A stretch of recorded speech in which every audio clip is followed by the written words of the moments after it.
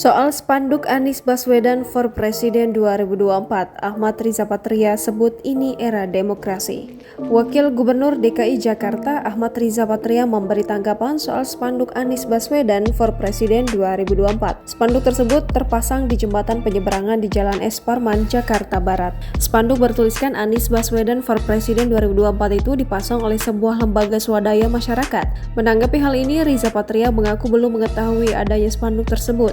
Namun menurutnya masyarakat mempunyai hak untuk menyampaikan aspirasinya. Ia pun menambahkan pemerintah Provinsi DKI Jakarta hanya fokus pada visi misi.